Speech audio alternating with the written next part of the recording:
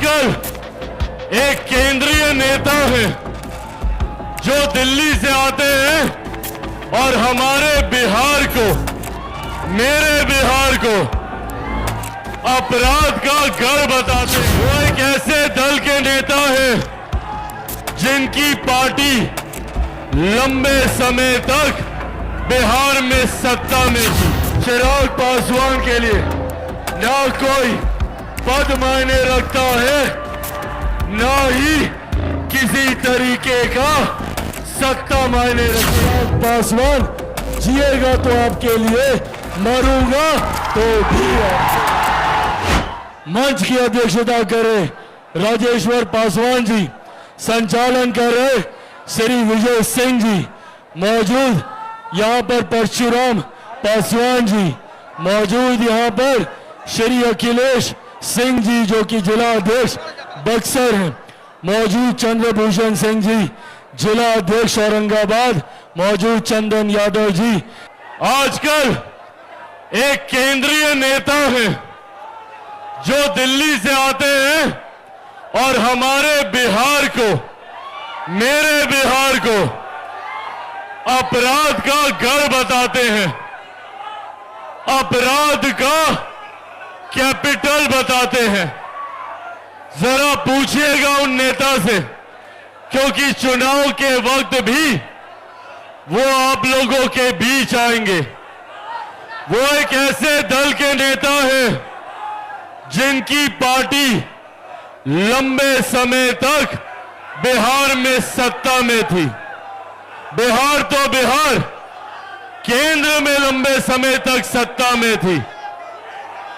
कांग्रेस ने लंबे समय तक केंद्र और बिहार में शासन करने का काम किया, और आज जब कांग्रेस के युवराज बिहार आते हैं और मेरे बिहार को अपराध का गढ़ बताते हैं, तो पूछने की जरूरत है राहुल जी से कि भैया आप बताइए, आपके जमाने में बिहार क्या था?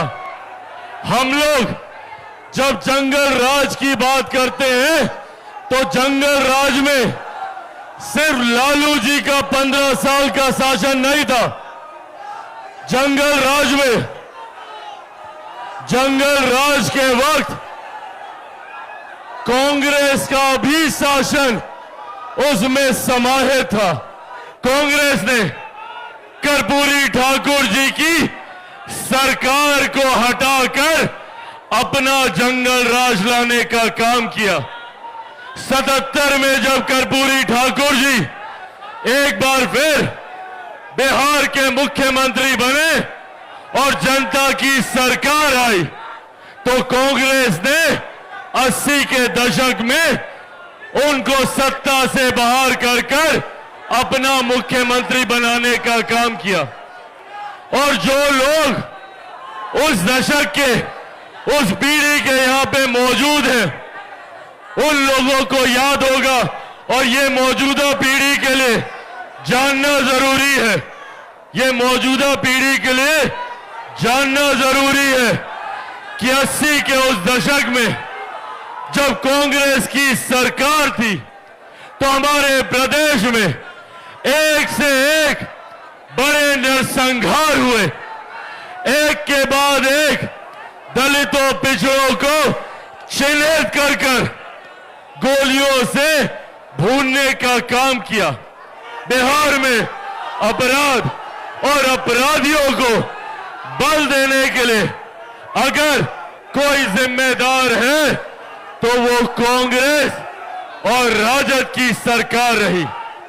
अगर चिराग पासवान ये चाहता है कि बिहार से बाहर गए हुए लोग वापस बिहार आए, तो उस व्यवस्था को तैयार करने का काम हमारी डबल इंजन की सरकार के द्वारा किया जा रहा है। जहां केंद्र में इसका नेतृत्व मेरे प्रधानमंत्री आदरणीय नरेंद्र मोदी जी कर रहे हैं, तो बिहार में मुख्यमंत्री नीतीश कुमार जी के द्वारा किया जा रहा है। साथियों, मेरा सपना है, मैं चाहता हूं कि बिहार के किसी युवा को बिहार छोड़कर बिहार से बाहर शिक्षा या रोजगार के लिए ना जाना पड़े।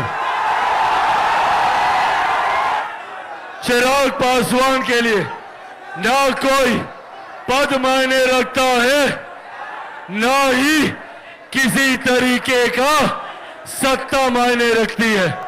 चिराग पासवान के लिए मायने रखता है तो सिर्फ मेरा बिहार और मेरे बिहारी साथी यहां पे।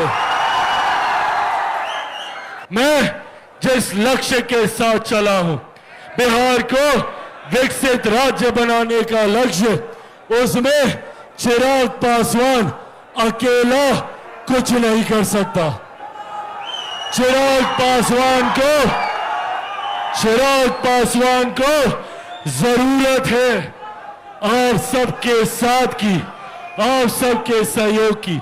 आप सबको चिराग पासवान बनकर गांव-गांव, घर-घर जाकर बिहार फर्स्ट और बिहारी फर्स्ट के बारे में बताना होगा। बनेंगे चिराग पासवान? पक्का बनेंगे चिराग पासवान?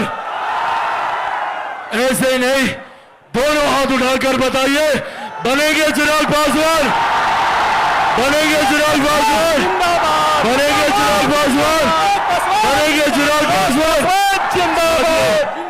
आप लोग बस मेरा साथ दीजिए, बदले में विकसित बिहार मैं आपको बनाकर दूंगा, ये वादा आप लोगों से करके जाता हूं।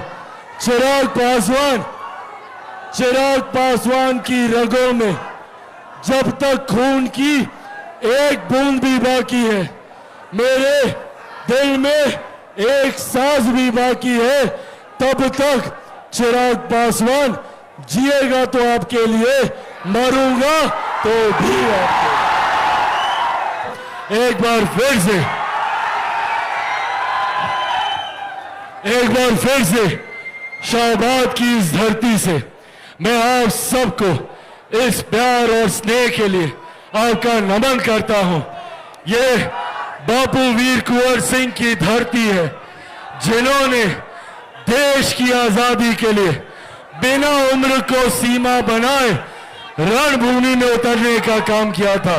ऐसे ही बिहार के विकास के लिए हम सबको आने वाले दिनों में एकजुट होकर चुनावी रण में उतरकर एक बार फिर हमारी एनडीए सरकार और बिहार फर्स्ट और बिहारी फर्स्ट की सोच को मजबूत करने का काम करना है। इन्हीं शब्दों के साथ आप सबका बहुत बहुत धन्यवाद। जय हिंद, जय बिहार। लोक जनशक्ति पार्टी रामविलास जिंदाबाद। लोक जनशक्ति पार्टी रामविलास जिंदाबाद।